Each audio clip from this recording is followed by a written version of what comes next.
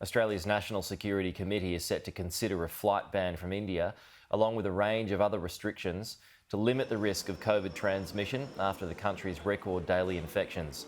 The number of commercial flights has already been reduced by 30%. That was done last week, and travel was limited to essential purposes only. The West Australian Premier is urging the Morrison Government to ban travellers from India, claiming hotel quarantine cannot stop outbreaks from positive returning travellers. There is no perfect system.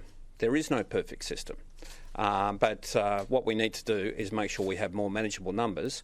We also need to do is make sure that Australians or people living in Australia can only go overseas for the most extreme and extraordinary of reasons.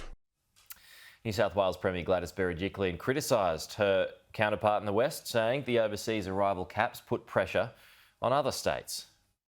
New South Wales welcomes home 3,000 Australians each week, but from Thursday, only 512 will be allowed to fly into Western Australia. I'd be very disappointed if, because of an incident, a Premier decided they didn't want to take as many people home, welcome as many people home, because it does then put extra pressure on New South Wales.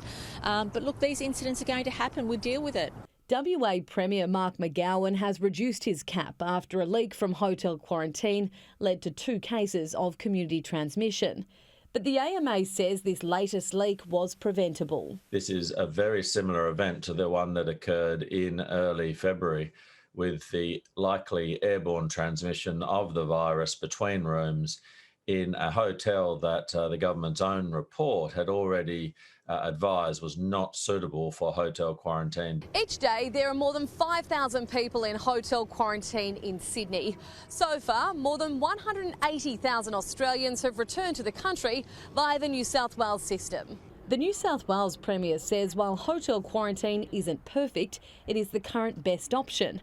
Her South Australian counterpart agrees. Well, I don't know what Premier McGowan is suggesting, and I don't know where it would actually be located, because we know that we need to have these facilities close to the action where they can be going to a hospital. I don't think there is one single logical place that can take 4,000, 5,000, 6,000 people per week, and that's about the number that we're bringing back as a nation at the moment. Health Minister Greg Hunt says he has full confidence in state and territory quarantine systems. Yes, there are challenges, but indeed I saw the comments of the West Australian Premier yesterday that problems have occurred, and I'm quoting, on a handful of occasions with hundreds of thousands of Australians returning. So the system itself has actually worked relatively well. Charlotte Mortlock, Sky News Sydney. Passengers